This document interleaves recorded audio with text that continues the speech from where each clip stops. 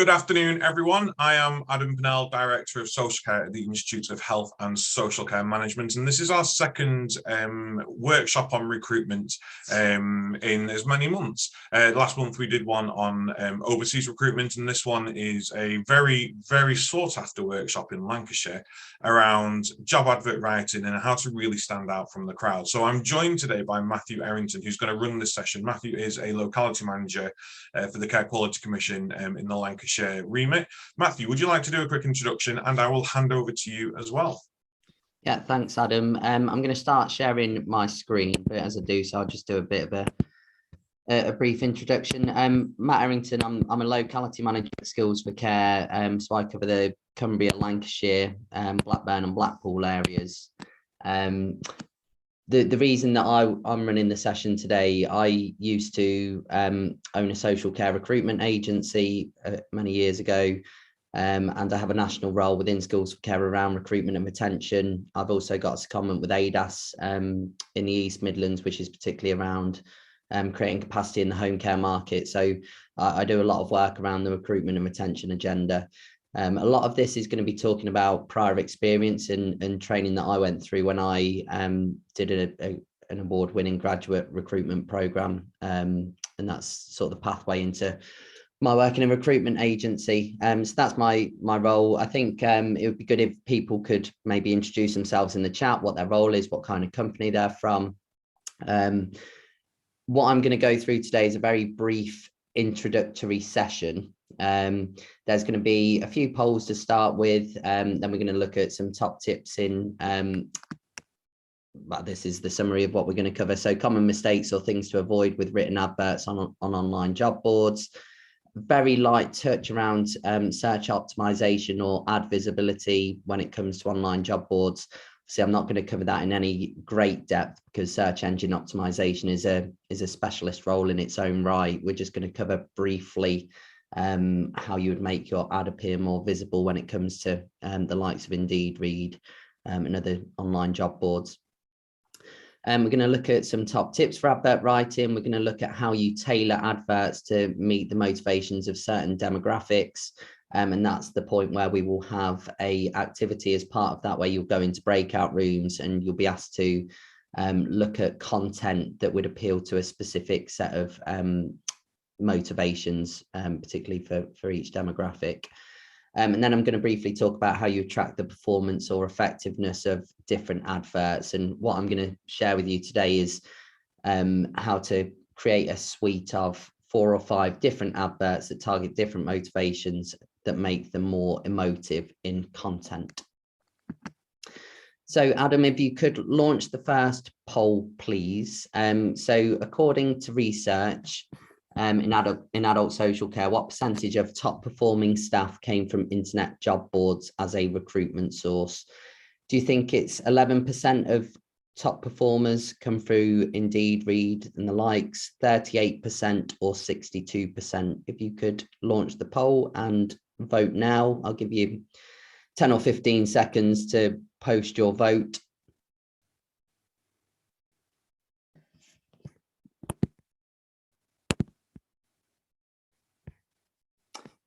Does it pop up on the screen, Adam, once it's closed? I don't know, so I'm going to give you the results first before I hit end poll, just in case it disappears and I never see it again. Technology is fab like that. Well, we've had 18 people answer, so I think that's pretty much everyone that's here. So Matt, 11%, we've 39% of people have voted for. 38% has come in last place with 28, and 62% has come in second place with 33. So leading was 11%. Lovely. So the correct answers, this is research that comes from Neil Eastwood's work. So hopefully everyone's familiar with Neil. If you're not familiar with Neil, I would highly recommend that you have a look at his book, which is called Saving Social Care. He leads on a lot of research across the globe, really. He travels across the world looking at best practice recruitment in adult social care. So recently he's been across to Australia. But this research came from, I think it was around 350 registered managers that asked them to identify their top 2 performing staff and which recruitment source they came from. and actually it was only 11% that came through online job boards. So this session, I frame it in the context of it's not the most effective recruitment source, but everyone uses it because it yields high volume of applications.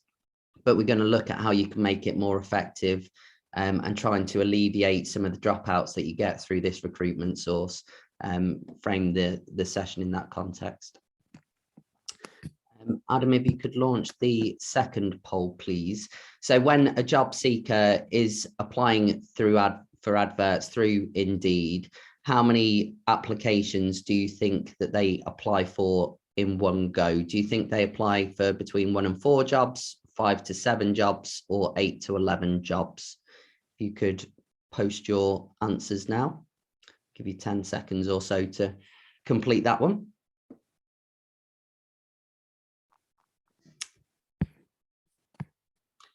It shows me the poll as well, Adam. So I'm tempted to not show the right answer when I click on mine, because obviously I know.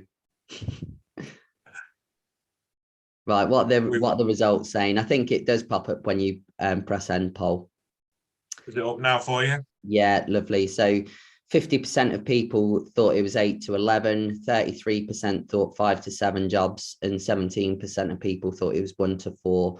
The correct answer is 8 to 11 jobs. So this stresses the importance of making your advert stand out. We're going to explore how you do that with throughout this session. But obviously, if you're a job seeker, you're not going to go to 8 to 11 interviews. And we know that in the market that we're at the moment, if they've got suitable values for working in the sector, they're probably going to get invited to 8 to 11 interviews. So this is why you're going to experience quite a high number of dropouts from initial point of application through to coming along to interviews. And I imagine that's probably pretty consistent with what you experience with people through this recruitment source, is that you have quite a significant dropout rate between point of application and first interview. And you probably experience quite a significant dropout between if you do a pre-screening phone call or something like that, you probably struggle to get hold of everyone that has initially expressed an interest. That's if indeed they've got a contact number and email address on their application. So frame this session as it's not the most effective recruitment source. We're going to explore how to try and alleviate some of the dropouts, how you make your adverts more engaging so people are going to choose you above the other organizations they might be applying to. And hopefully by the end of the session, you'll have a suite of, or you'll have an understanding how to create a suite of different adverts to target those demographics. Just whilst we're talking about the most effective recruitment source, the most effective recruitment source, according to the research that I shared with you, is through referrals and word of mouth, and that accounts for 50% of top performing applicants into adult social care. And there's a lot of research that happened through the National Recruitment Campaign, and again Neil's research that showed people are more likely to work in social care if they've got a connection to the sector. So by that, it means that they know a family member or friend who currently works in the sector, or they know a family member or friend who's been in receipt of care and support in the past. So think about those people as a particular demographic that you might target, because we know they're more likely to work in social care. So some of the common pitfalls that we see when using internet job boards, one size does not fit all. You cannot create one advert that targets every demographic or every people's motivation for coming to work in adult social care. We'll explore what those key demographics are to target in one of the next slides. A lot of people use one advert and consistently rotate use of the same advert, which obviously is just going to yield the same results. Quite often I see, particularly where you're part of a larger group company and you've got multiple vacancies and multiple services in a particular geographical location, that some people will advertise for multiple positions or multiple locations in the same advert. Anyone that's worked in a care worker role previously will know that if you work in different services, it's a completely different culture, and therefore you can't advertise in the same way for service A than you would for service B, because it's completely different manager, completely different client group. You can't advertise in the same way. Quite often people see pay rates in social care as a barrier to getting applicants. So I've seen people try to leave salaries off of adverts, and some people will just list as an hourly rate. So obviously one of the things that I would recommend, and this will come into the tips, is to list both the hourly rate and a salary equivalent if you offer guaranteed hour contracts and the like. Empty sales. Does anyone know what empty sales means? Does anyone want to volunteer what they understand by empty sales, or should I go through that? If you want to pop your hand up if anyone wants to hazard a guess or knows the answer. No. So empty sales to me means when you read an advert and says, we've got a fantastic opportunity, or we've got an exciting opportunity, without anything that actually backs that up. It's just empty use of a positive adjective. You need to tell people why it's a fantastic opportunity and back it up with comment statements. Think about how CQC inspect services and they triangulate the data. So if you've got any impact statements from people who use the service, or family or friends of people who use the service, or quotes from staff that you currently employ about why you're a fantastic employer, that's what makes you fantastic. Saying that you're fantastic is not sales. The reason behind why you're fantastic is. So we need to go and explore that in more detail. Quite often people list benefits that are the statutory minimum. So quite often you'll see adverts that say 28 days annual leave, which is the statutory requirement for a full-time position. So list benefits that are going above and beyond, or things that aren't just the minimum requirement. And then obviously not making the advert unique, selling the company culture. Over 50% of people when applying to a job look at your Facebook or website. So if you're not selling the company culture values on the website or your on your social media profiles, then you're missing an opportunity, because that might be the reason that the worker would pick one of the 8 to 11 other applications they've applied to rather than pursuing yours. So conversely, some of the top tips for effective advert writing, we're going to explore creating a suite of 5 different adverts that you will rotate, or the recommendation would be that you would rotate on a fortnightly to 3-week basis. So you've consistently got different adverts appearing in internet job boards. Obviously, there's elements of posting new adverts that will make it appear higher in the search function as well. But we're going to explore that when we look at the ad visibility section. Talk about making a connection, preferably an emotive one. And we're going to explore some of the ways that you do that. I always say to providers that think about recruitment as a charity would when they're trying to generate income for fundraising. The reason that they're so successful is you watch an advert on TV, it pulls on the heartstrings and you feel inclined to make a donation to that charity. We want people to come and work in social care because they share those values, they're empathetic people and they feel something. If you read an advert and it doesn't make you feel something, or you post some content on social media and it doesn't provoke an emotive response in you or people that you currently employ, then you shouldn't be posting it as recruitment material. Quite often the adverts that you read at the moment, if you read it, it's quite generic. It tends to be essentially a job description written down in the format of an advert, which therefore doesn't make it particularly successful. It has to provoke that emotive response. Giving a named contact is a really simple way of forming a stronger connection to the reader of the advert. If you can have parts of your website that introduces people in the recruitment teams, they know who they're going to be speaking to, or who's going to be interviewing them, or who's doing the pre-screen, and that's consistent with who the named contact is in the advert. That's an extra tie to that organization. Whereas if you have a generic email address, HR at such and such a company, or recruitment at such and such a company, is quite a faceless interaction.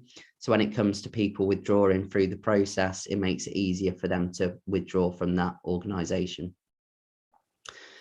Make your headline or title stand out. At any one time in a particular geographical location, there's going to be hundreds of adverts that are on Indeed for the same job role within a 5 to 10 mile radius of where you are.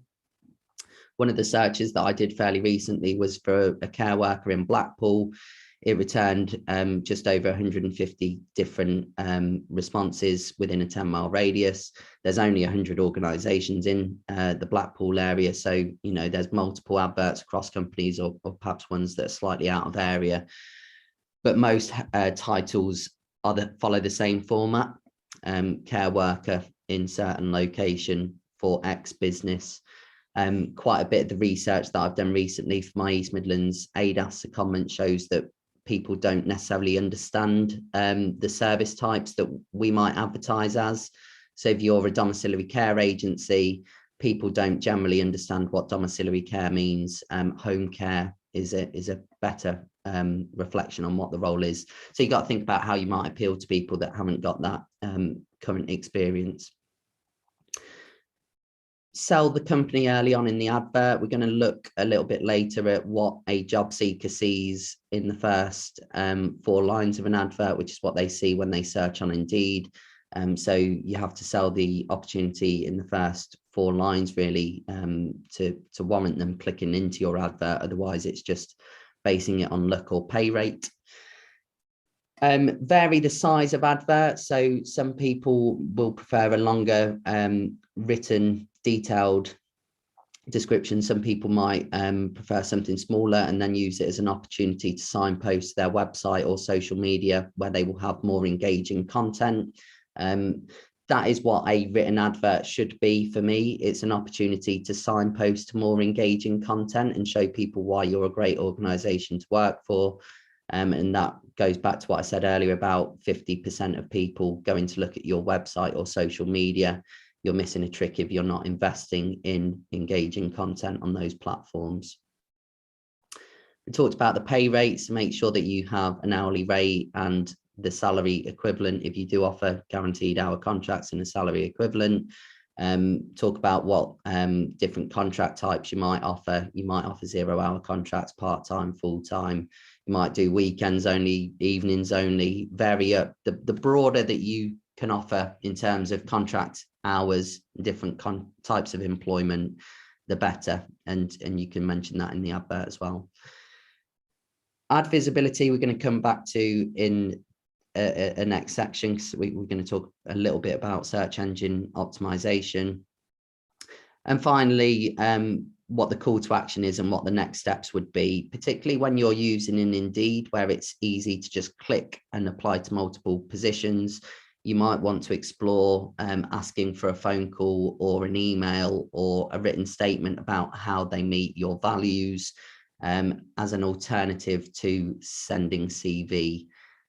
By asking for a call to action that's different to the click, you'll be able to get a sense of whether they've read the full advert and whether they are committed to their application or whether they're just firing off their CV to multiple employers. I would always only suggest that you ever have one call to action, not various options. The call to action that I would probably go for is a phone call. But one of the other things that you could explore and more people are exploring is text applications. So express your interest via text, and that way it can be managed outside of hours. If you think that you're getting if they're applying to 8 to 11 different jobs at one time, being able to respond to their application out of hours quickly might mean that you get in above competitors. So these are the demographics, the 5 demographics that I think you should target adverts writing for, which are return to work parents, people under the age of 25, people who are semi or active retirees, those who currently work in the care sector but may change employers, and the final one is career changers. The reason that I think that you need to have a different advert for each of those demographics is their motivations for work and their motivations to work in social care are very different, and it's impossible to write one advert that effectively targets all of those motivations.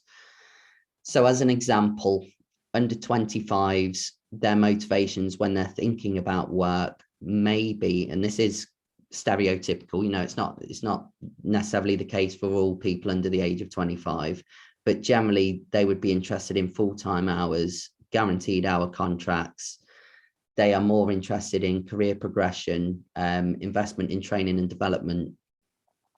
If you compare that to someone who is semi-retired or an active retiree, their motivations might be more around companionship, giving something back to their community.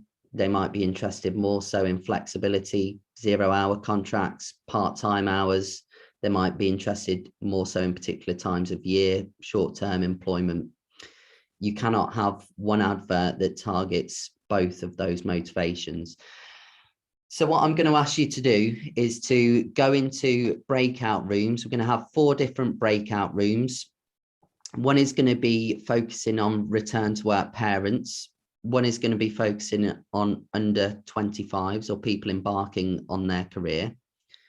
One group is going to focus on semi or active retirees, and the other group is going to focus on career changes. The reason that we're going to leave out the one about people working in care but may change employers is we obviously want to attract new people to work in the sector rather than encourage churn. But it is another demographic that you may find some success from. One of the activities that I think you should take away and go back and use in your services is essentially follow the research that Neil Eastwood did by identifying who your top performing staff is and who you would like to clone in your organisation or service. Ask them what their motivations were for working in care. Ask them about how you would attract more people who are like them. Where would they be in their local communities? What are their hobbies and interests? That will give you an evidence base as to where you might advertise in your community. Some of the research shows that people that have a pet or that have a religious faith or belief are more likely to work in social care. So you might want to find out where your local vet shops are, where people would take their dog for walks, you know, things like that, and advertise in those kind of places. Find out where places of worship are, advertise near those locations. And as I mentioned earlier, people with an existing connection to care are also more likely to work in the sector. So you might want to find out where your local carers groups meet and advertise in those locations as well. So Adam, can you set up the breakout rooms? Can we say breakout, if you're in breakout room 1, you're going to be discussing how to attract return to work parents. Those in breakout room 2, I want you to focus on how to attract people who are embarking on their career under 25s. Breakout room 3, semi-active retirees, and breakout room 4 for career changes. So what I want you to do is to have 10 minutes. You're going to discuss how you would attract those people, what kind of things would be important to them in the advert. When you come to actually doing this activity back in your services, I think you should identify people who meet these demographic groups and write the advert based on them as a case study. So think about, if you know people who currently meet those demographics, think about what was important to them, have a discussion, and then we're going to feed back to the group. So you've got 10 minutes and then I'll be asking one person from each group to feed back. So Adam, if you could assign the breakout rooms, please.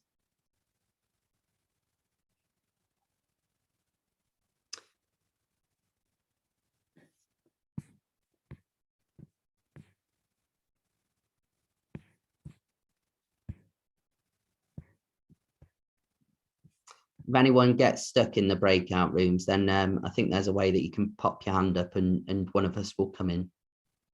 Just set them up so they'll close automatically after 10 minutes as well. I've just got Geraldine. If you can make your way over to breakout room 4, Geraldine, I think a thing should have come up onto your screen. Brilliant, thank you. I'm just going to let Samson in and I'll add him to breakout room 2. Do you want to just give him a quick overview before I send him there? Yeah, so Samson, you can... Yeah, 1 sec. Don't worry, I'll let he's in. Oh, no audio yet. I can see it's connecting there. Samson, can you hear me? I was not connected, chat. Still says connecting. Yep. Yeah, Samson, we're just popping people into breakout rooms. We're doing an activity to discuss how you attract people that meet a certain demographic or motivation for working in the sector. So you're going to go into breakout room 2, and they're going to be talking about how you attract people who are under the age of 25 or embarking on their career. So think about what their motivations might be. They might be interested in career development, progression opportunities. Think about how you would sell the opportunity to someone who's in that demographic. Right. Yeah, you've got 10 minutes in that group, and then I'm going to ask someone from each group to come and feedback.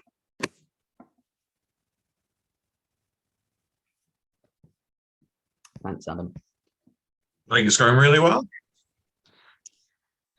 It's I've not delivered it virtually before. It works better when you're face to face, because you can sort of tailor it based on what people's job roles are or what their main challenge is. But hopefully it's going okay. Has there been anything in the chat? No, nothing. No instructions either. No. Do you normally get that, or? We can do. It all depends on whether they're feeling like they need more information or whether they're pretty busy writing stuff down and getting things planned. It's one of those. I've not popped you into a breakout room. I was going to put my head in, but I think I might just let them crack on and see how they're getting on. Yeah, that's fine. Oh. In terms of, like, obviously you used a manager's service, didn't you? So do you think this all makes sense to you?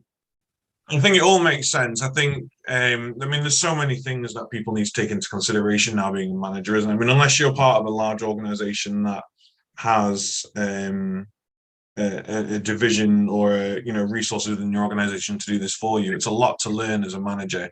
Yeah. You say search engine optimization, and most people will just look at you blankly because they've no idea on it. And it's, it is that whole fishing from the same pond and only a limited amount of fish. But it really is about understanding how to sell why you do what you do. People don't care what you do; they like why you do it. And it's trying to encourage people to be able to go, look, we believe all people who work in social care should be paid the national living wage. Instantly, I'm going, oh, okay. I know what this company is about a little bit. Not we pay everyone they believe we deserve this. It's difficult for them. I think this is brilliant, though. Yeah. I'm just gonna. They won't see me flicking through the slides, will they? If I just flick through. No, they're not in. Yeah, we'll be fine time-wise. It should be pretty much bang on an hour. I've got nothing booked after this, so if you do run over slightly, it's not an issue. We can just say to them, look, sorry. I'm hoping we'll get some Q&As. No one's dropped out. I mean, we've had a few drop out mid-session, but they've stayed for the first bulk of it. But no one has dropped out since we put them into breakout rooms, which is good. Yeah, good. No, I've got Esther Mobusi coming. I don't know how long. They've been in breakout rooms 5 minutes. I'll bring her in and we'll give her a quick thing and we'll chuck her into breakout room 4 because there's only 3 in that one. Yeah.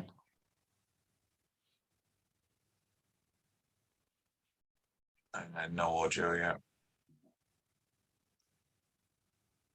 She'll do an introduction when it says that she's connected.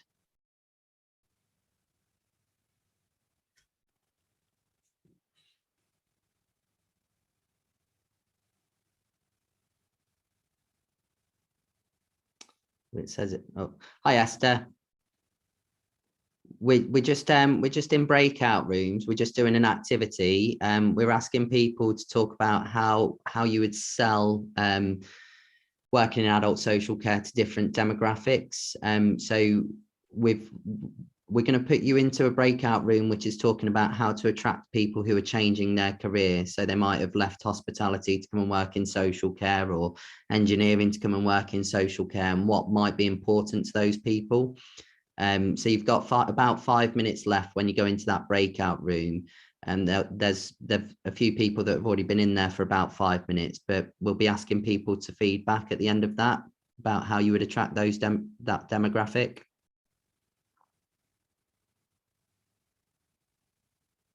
Can you hear us, Esther?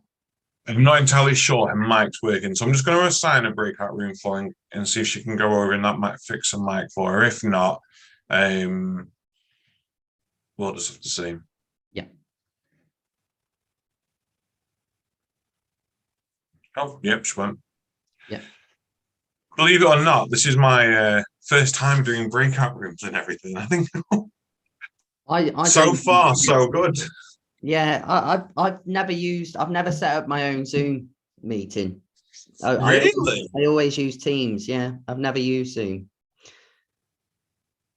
which is something that our events team, when we have larger events, they always use Zoom. So I always organize it myself so I can use Teams.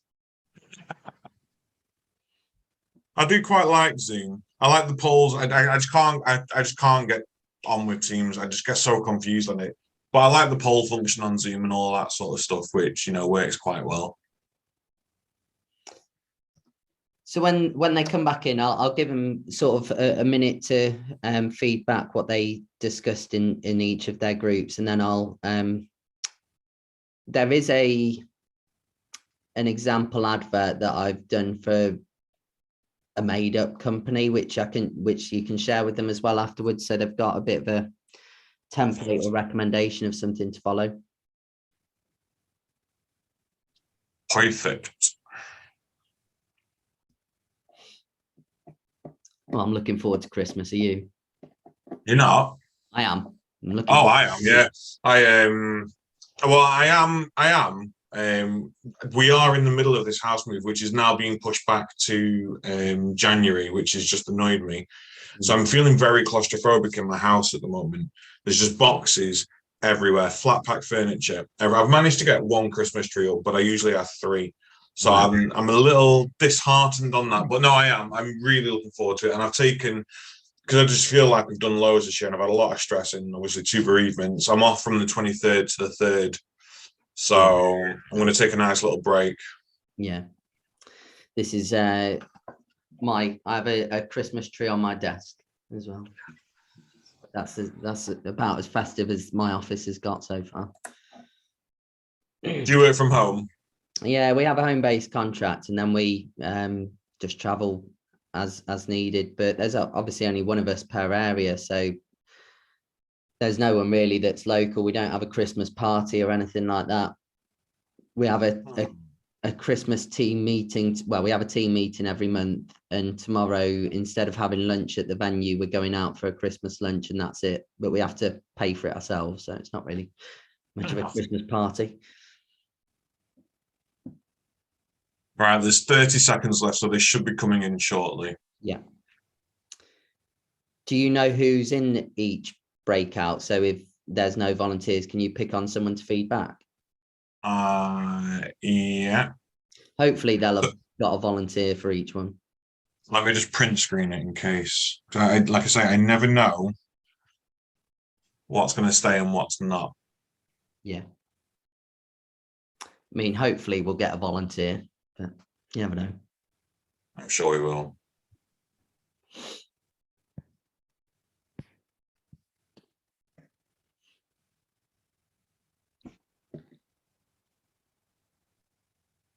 I'll briefly give a summary of the people that might change employers.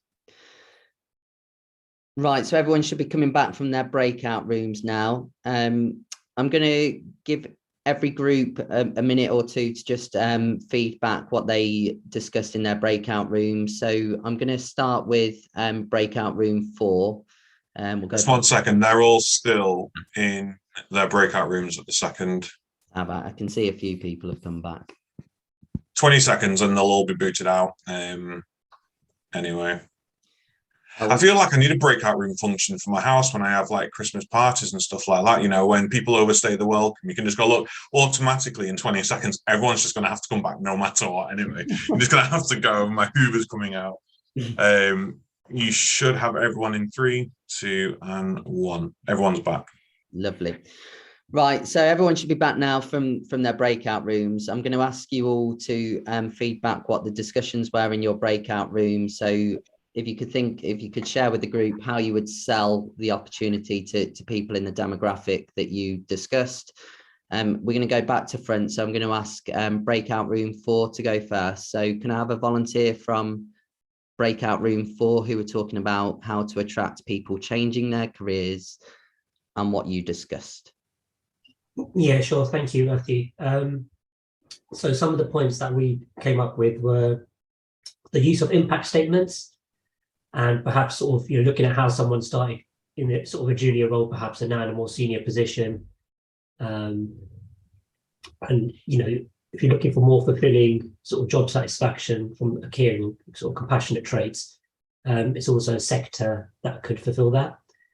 We also discussed how every day's different, make it look, this is a fun opportunity, and it has various sort of benefits as well as sort of career progression, qualifications, NVQs, diplomas. There's also the added benefit that typically the DBS and training is paid for by the care providers. And then we touched upon sort of proud to care discounts, the blue card benefit. And essentially, I guess in this type of role, in the sector of care and health, you're looking to make a difference to people's lives. And we touched upon sort of the community spirit for those people that have grown up and lived in a particular area, if they want to give something back, or feel like they're staying connected. That was also mentioned. Yeah, thanks, TJ. So I would always think of this advert as someone that had perhaps been made redundant from another sector, and think about what might be important to that person. So if they had been made redundant, and obviously that might not always be the case, how quickly they could get started in employment is likely to be very important to them. How quickly they can get their first paycheck, things like that. What transferable skills might they have that will be good for adult social care? So talking about values in this advert and how fulfilling a career it could be would be very important. Some of the ways that you might do that is you remember the activity that I referred to earlier about who your top performers are. How do I attract more people who are like you? Also ask them what their fondest memories have been of working in adult social care, things where they've made a real difference to people that they support. They're the kind of stories in your advert that are going to make an emotive response. That's how you make your advert more emotive, and then back that up with the impact statements from people who use the service, how it's made a difference on their life, family and friends, and asking about the impact, and asking staff about how it made them feel. That's where you'll get that emotive impact. Just whilst we're on career changes, the kind of places that you might also use that kind of advert is any work that you do with DWP, because people will be potentially career changes there. DWP do something called a response to redundancy. So if any organisation wants to make over 20 staff redundant, they have to inform DWP. DWP then send a response to redundancy pack to those workers. If you engage with your local partnership manager for the local job centres, they're quite often prepared to put marketing material in that response to redundancy pack. So you're potentially getting your vacancies in front of those job seekers before they hit the online job boards. So that's the career changes advert. Thanks for sharing, TJ. If I could go and ask for a volunteer from breakout room 3 who were looking at how to attract semi or active retirees.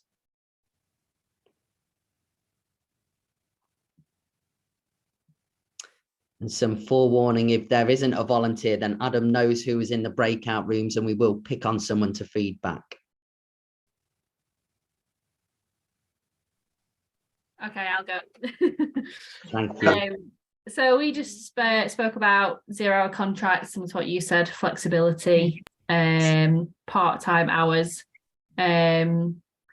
We spoke about having focusing more on the personal touch, so maybe them nipping into the office or a phone call rather than it all being online or email.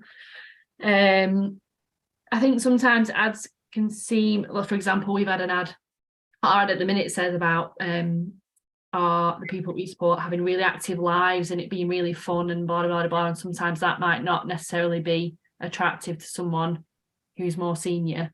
We spoke about pension possibly being a big thing, and maybe how the rota is. So they might prefer more set days rather than just as and when, or long days, because I know that's sometimes a theme in social care. And then just giving back to the community, like you mentioned, making a difference in people's lives and focusing on that, sharing knowledge with others. And yeah, that's pretty much what we covered. Yeah, great, thank you. I guess the only other things that I would add to these conversations is think about where you might find them in your local communities as well. So think about taking this information around attracting that particular demographic and how you might apply it to localized recruitment as well. So where might people that are semi-retired or actively retired be in their local communities, and go and advertise in those places as well. Quite often when you talk to people who draw on care and support, particularly in older person services, they might find that the kind of worker that they would like to attract in an ideal world, if they were picking a care worker to support them, might be older in age as well. And that can be quite a powerful tool if you have those kind of, this is what I want in a care worker in that kind of advert. That might be quite useful as well. Thank you, Megan. So if I could go to breakout room 2, and those who weren't looking at the under 25 demographic, what were your discussions? We spoke on the under 25s being a group of people who are probably looking for more flexibility within their kind of work-life balance, and what the social care sector can offer in terms of that, be it full-time or part-time, 0 hours, working patterns. Their communication is slightly different in that they use social media a lot more, in terms of if that's a space where we could promote a job, but also in terms of how they communicate once they apply. Often we find that the like email correspondence in like your traditional method might not be as effective, and actually texting communication seems to be a lot more popular. The same with maybe like the telephone method as well, isn't picking up a telephone call seems to be a bit daunting. Then we also had about it's a group of people who are looking towards the future and what the job potentially could offer them in opportunities leading forward. Great, thank you, Jade. Yeah, they're interested in fast track organic career progression and what opportunities for progression there might be. So some of the things that you could also consider with targeting this demographic is recruitment on progression plans. If you know that you're going to have a senior or a team leader role in 18 months time, you might advertise saying, we'll guarantee that we'll enroll you on a level 3 qualification after 6 months, we'll enroll you on such and such leadership program with a guaranteed progression within 18 months. So they've got that guaranteed progression structure. Some of the other things that you might explore, you mentioned about text application. That might be your call to action. You might ask for a text application. I know of some organizations that are asking for video responses. That might be particularly good for that demographic. And also signposting to your social media content might be quite useful for that audience. Go back to what I was saying earlier about people applying to 8 to 11 different job roles. People aren't going to do 8 to 11 application forms. So think about how you could stand out about the others. You might create a short video, which is a day in the life of working in your service, or showing the culture of the service that they're applying to. That might be something that is more engaging in nature, and people are more likely to view that. Once they do view that, they've got a stronger connection to your service, and it makes it harder for them to pull out. They might not do the 8 to 11 application forms. They may watch a 1 to 2 minute video. Thank you very much, Jade. And the final breakout group was looking at return to work parents. So can I ask someone from that group to feedback about your discussions? Yeah, hi. So I think the first thing that we all said was around flexibility. People are going to want to know how they can work around their childcare, and making sure that is a realistic flexibility. So not as you were saying about false sales, making sure what we can offer is actually what we can offer. There's also, they're most likely going to be looking for part-time work. So for training and induction, making sure that you're flexible with how people can do training and induction, that it can be done, if it's usually done on a Monday and they've always got their child, actually we need to be flexible and change when people can do their training. So there's about that. So maybe showing how people can apply, go through training, what the pathway is post-application, as some of these people might have been out of work for some time. So there's that. Probably linking into that, if you've been off work for some time, it's about getting their career back on track. They might want to have training opportunities, development opportunities, so making sure they're clear in the adverts as well. Those were really the key things. And then the other things about benefits, it could be vouchers for, clothes off for their child, shopping vouchers. We do health cash plans, but how does that link into the things that they can support their family with? So what family benefits can you offer as an employer as well? Might be really important to them. So yeah, I think those are the three main points that we came up with. Absolutely. Great. Thanks, Daniel. I guess one of the main things will be about confidence returning to the workplace that you mentioned. And, in terms of transferable skills, we know that these people are empathetic and they're caring people because they've got children, and, their skill set is very desirable. If you look at the average profile of the existing workforce, the average worker is a 44-year-old female. So I suppose we're sort of that as a target audience is one of the main audiences that is more likely to work in social care. Some of the other things that I would say around return to work parents is that they may only be looking for part-time hours now, but there may be particular times of year where they want to pick up additional work. They may have opportunities to pick up overtime. So talking about the availability of picking up additional work, should they wish to do so, or they could commence at part-time and at some point in the future, they wanted to explore full-time once the kids have gone to school or things like that, that there is flexibility around their employment terms, that could be quite appealing to that demographic as well. So hopefully that has been useful to start to get to think about how you would appeal to different demographics and why it's important to have different adverts that target those different demographics. It is very difficult, bordering impossible, to have one advert that targets all of those motivations unless you're writing a very, very lengthy job advert. So with the internet job boards, my recommendation would be to take this activity away. Who are your top performers? Why did they choose to work in social care? Why did specifically they choose to work for you? What have their fondest memories been of working in the sector? Why do they continue to work in the sector? Where would they be in their local communities? What are their hobbies and interests? And that will give you the content that you need for these adverts.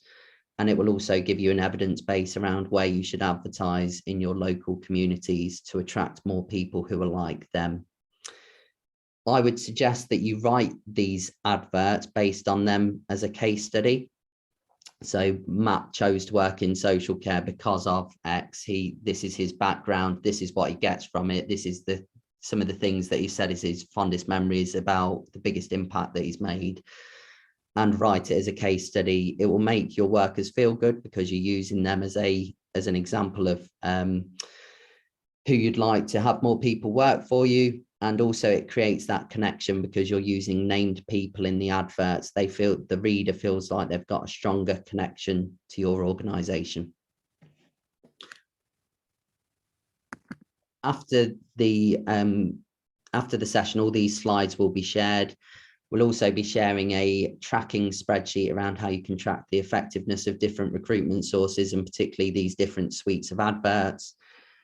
And also I will share an example of an advert that I'd written for a made-up company to support this session, which shows what the structure of that advert might look like. Bear in mind, the one that I've written is a sort of a full case study.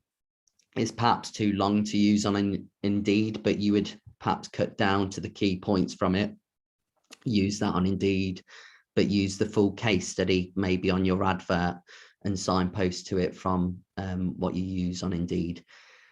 This is a screen grab that Skills for Care uses, which is just a sort of a very light touch. These are the kind of motivations that appeal to different demographics that build on the 5 that we did on the previous slide. The one group that we didn't talk about, which are those that change care employers, but still may wish to work in the sector, but change providers. Some of the things that might be important to them, think about the reasons that you hear why people exit social care or exit that provider. The common ones are around availability of hours. How far in advance do I get my rotas? So if you do something like a guaranteed rota, you always give your rotas 4 weeks in advance, something like that. That might be something that would be important to that advert. People also sometimes leave culture of services or leave a manager. So maybe an introduction, a case study based on the manager, why the manager does what they do, what the culture of the organisation is, why the people who set up the organisation, what their motivations were for creating a social care business. That could be quite powerful things to attract people that already work in the sector, but for another care provider. So I promised that I'd show you what a job seeker would see when they search on Indeed. And this is the importance of why you sell the opportunity fairly on in the advert. So if you were searching for this was particularly for a domiciliary care worker, hopefully there's no one from these organisations on the call, but apologies if there is. The job seeker will see the first 4 lines of the advert. And I guess this goes to show A, why you need to keep your advert very up to date, B, why you need to sell very early on. As you can see from some of the ones on the left-hand side, they're referring to things that are quite out of date. We no longer have NVQs. They're not particularly engaging in their nature. It doesn't make you want to click in to necessarily read the rest of the advert. So if you were doing it in this way, you'd be heavily reliant on the hourly rate being the appealing factor. You may click into the £10 to £13 an hour one as it's above average, but you must hold a full UK driving licence isn't probably the most engaging of content that you want to start off an advert with. So make the first 4 lines something that people want to click in and read further. You'll see from the advert that I'll send to you after the session how you might go about doing that, but try and vary it up. You don't necessarily need to follow the same structure that I did in the advert. Try and vary it, track the effectiveness of what you do. You'll start to learn what works best for your organisation. But I always feel like you should use people who currently work there as a way to show that you recruit people who are like them, and that's quite a powerful way of attracting job seekers.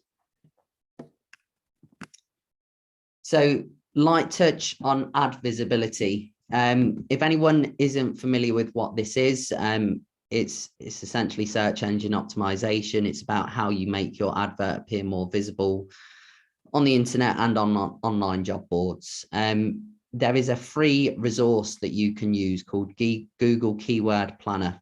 If you don't currently use it or you've not used it in the past, I would suggest that you do. You can put in what your desired search phrases would be. So you could put care worker in home care, and it will give you suggested words that people who also search for that normally search for when searching for those kind of terms. The more that you use those words in the context of in the content of your advert, the higher your advert will appear, generally speaking. What you don't want to do is have an advert that looks incoherent because you've just put care worker, support worker multiple times, and it disrupts the flow of the advert. So there are some clever ways that you can include those words in your advert without making it appear that you're just repeating the same words over and over. So some of the ways that you can do that is create user-friendly URLs. So you'll see that the website link at the bottom of this slide refers to Care Worker Blackpool, and that might be that you would have a case study about a particular person in your service that shows, you know, a day in the life of that job role, has a bit of an introduction into why they choose to work in social care, that longer written advert, the more engaging content that we refer to. And you could signpost to that from the body of your advert. Because you've got it in the URL, that will still count as part of the keyword search term. So if you don't currently do that with your website, I would suggest that you go back and do that. It's something that's very easy to do. Whoever created your website will be able to do that very easily. Also, quite often when people are searching for an advert, they don't search by care work. You know, it went on Indeed, you have the title box and then you have the location. Quite often people will search for care worker in Blackpool or care worker in such and such location. So you might want to consider using that in the title of your advert rather than just putting care worker and then the location is separate. Search engine optimization is a very specialist role in its own right. You can get additional support around search engine optimization from marketing specialists. My advice would be just to use the Google Keyword Planner and create user-friendly URLs and track the performance of that. That's a cheap alternative to using a marketing specialist to talk about search engine optimization, which can cost a lot of money. But you've got some free and cheap ways of boosting the visibility of your adverts through the Keyword Planner and the user-friendly URLs. So most importantly is tracking the performance of anything different that you do as a result of today. Track the performance of it, track the effectiveness of what you do. Please do not go and keep doing the same things, because if you post the same adverts and you continue to advertise in the same way, you will continue to get the same results. And as you can see from this slide, I've put the quote from Einstein on it about insanity, doing the same thing over and over and expecting a different outcome.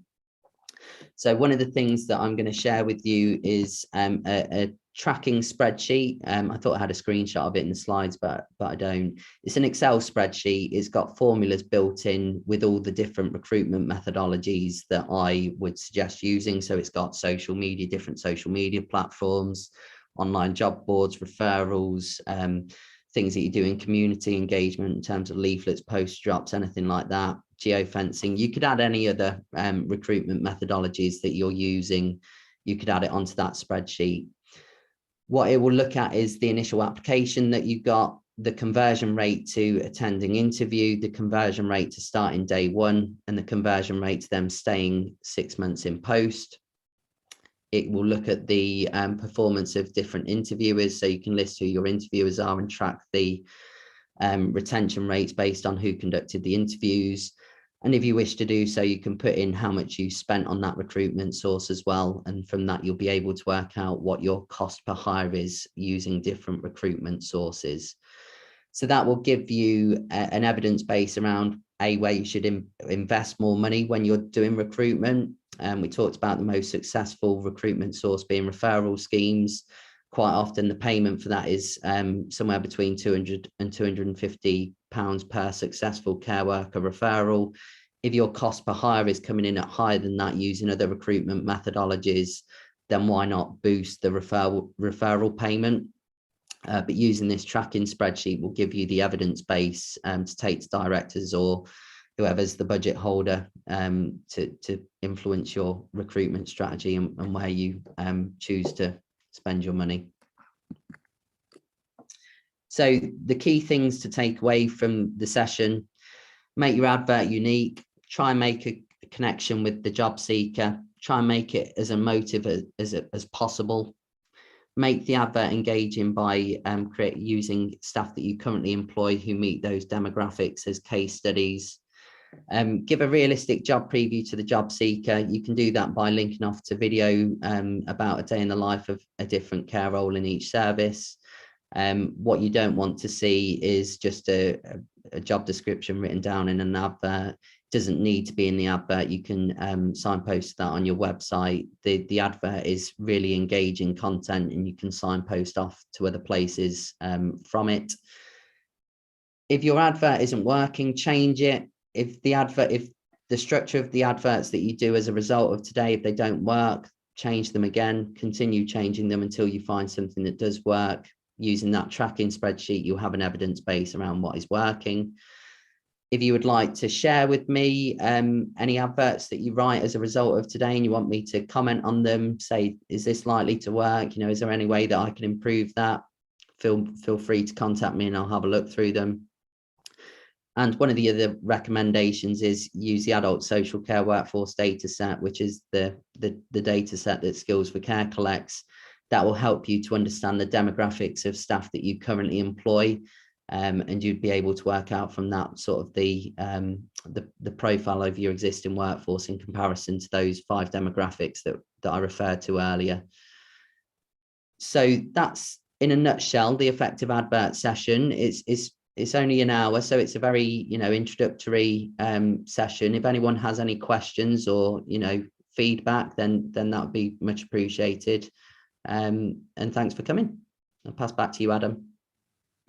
Thank you, Matt. And part of me wishes I was still a care provider so I could go and put this into play, and have the best looking job adverts on the market. I know we've hit the hour, and I will, if it's okay with you, Matt, just open up for some questions. If anyone does have any questions, if you're able to stay on, please use this time now to pop your hands up and ask any questions. Hi guys, I just thought I'd jump in and just say something, as I can't find my hand signals, but there you are. Hi, I'm John. I work for Unicare and I do some work with Adam every now and then. One of the things that I just wanted to raise, and as something that you could add to this for next time maybe, is around creating a digital footprint which is sufficient, because quite often we see people just ramming into Indeed constantly all their funding, and actually what we do know is by spreading your funding out slightly, you get a bigger digital footprint. And as people search through Google, it starts coming up through Google ads and things like that. So there's something around that I think is worth taking forward. Well, if you are a member of the Institute of Health and Social Care Management, there is a brand new how to use online marketing for your business and recruitment course available now in the courses section. So I'm hoping that might answer some of the questions, John. But yeah, no, I did a piece recently around it's not just good enough to be online. You need to create enough backlog of stuff so people can come forward and actually recognize you and find you without having to search for just job adverts. Matt, we've had Florina coming on the chat. Can we have a practical example for a home carer? Over to you. So the advert that I'll share with you, the one that I did for a made up business, is a made up home care agency. So I'll send that with you. I think it's particularly targeting a return to work parent demographic. So I'll share that with you, Adam, to share after the session. And just going back to John, your question, I guess one of the things that I always say to people when they're training recruitment officers, or I'm talking to an internal recruiter, is how do you spread your time? And 90% of their time will probably be spent on managing applications through Indeed. And when you think about the time investment in using that recruitment source, and it's only yielding 11% of the top performers, they need to reduce their time investment spent on Indeed and start using it on other recruitment methodologies. So whether that's on other digital, things around social media, website, that kind of thing, I would suggest that recruiters should spend 50% of their time trying to maximize referrals, probably 20 to 30% on Indeed and other job boards, and then the rest of the time should be on social media and other local forms of recruitment methodology. That's fair enough. I mean, one of the things we've started adopting recently is using software like Sprout and things like that to make our job easier. You can just preset all your posts for social media and then forget about it for a couple of weeks. while you're focusing on other things. Otherwise, it becomes quite time consuming, doesn't it? Going on every couple of days and doing something when you can just preset it. Yeah, and when it comes to social media, particularly if you've not got someone whose sole responsibility is managing the account, it's a great thing to do, is just to preset it on a Friday afternoon with content for the next week. And going back to one of the recommendations from earlier, if you go to your staff and say, just detail one thing this week that made you smile, where you made a difference, that's all the content that you need for social media, but it's also good content for CQC inspections and also the content of these adverts. Yeah. Do you know any other platforms that are like that? I mean, we've just started using Hootsuite because it's the cheapest one we could find at £39 a month for one license. Do you know any more like that that's that you can use for that sort of thing? I could go back to our digital team and ask if they have if they have any connections, and see if we could publish something online. It's something that I've talked about for a long time, that maybe we should publish details of ATS systems as well and things like that. I'll have to come back to you on it. I don't know off the top of my head. Thank you. I'll just add that I used to use Social BU. I'll pop the link in the chat, and that's a lot cheaper than Hootsuite. But I think if you're going to look into a social media manager, things like Zoho that have CRMs involved in them as well, that do like a complete package, you know, are beneficial. You can track sales, you can track potential clients and customers and partnership deals, etc. So if you're going to be spending that much time, have a look for one that's going to offer you a ton of benefits. Not that I'm not advocating Hootsuite, but I wouldn't use Hootsuite. I've not used it. We're just about to start using it. We tried, as I said, we tried to use the other one first on the free trial. It's very good, but actually they want big bucks, £250 a month to use it. I'm just like, I can get a proper IT company to do my stuff for me for less than that. So yeah, it's ridiculous. But I'll have a look at the one you just sent over. It looks quite good. Brilliant. Right, unless there's any other questions, if you do have any questions and you do want to get in touch with Matt, please do just drop me an email and I can connect you. Matt, when I send out the slides and your case study example, would you mind me including your email address in case people want to get in touch with you? Yeah, absolutely. Include email address and phone number. If anyone has any questions, feel free to contact me. And just on the social media thing, although, you know, it's an extra time thing for you to do, it's sometimes difficult to get people on work experience to come and do social care related roles. It's not difficult to get them to come out and do digital marketing support. So approach your local schools, colleges, ask if people want to have a social media placement. Go and ask your staff if anyone's got any kids that, you know, are teenage years that are experts on social media that might be interested in managing some of your social media platforms. Thank you, Matt. Now, Florina's just come in with another comment, but what I'll do is, just looking at the time now, if I connect you both after this session, it's just around using pictures and social media when posting adverts, and can you give us some tips? But if you want to maybe send me some other tips, Matt, around that, if you've got any, and I can send them out with the email after this. Yeah, sure. Will do. Wonderful. Thank you so much. Right. Thank you so much, everyone, for joining us. This has been an online workshop for my brain's just gone. I think it's a Friday, but it's not. It's Monday, on how to write a winning job advert. Don't forget that you will have accrued one high performance leadership point by joining this today, so you can put that up onto your CPD and your learning profiles at the IHSCM. And like I say, the new courses are now launched. So if you want to have a look, we've got Preparing to Go Digital, we've got How to Do an Appraisal, and we've also got Using Online Marketing for Your Business and Recruitment. There are 3 newest courses that are designed as a sort of how-to practical guide for you in social care. This workshop will be recorded. Well, it is recorded. I'll have it available after the session, and I'll also send out all the slides and information. So thank you so much again, Matt, for doing this for us today, and we will see you all soon. Take care.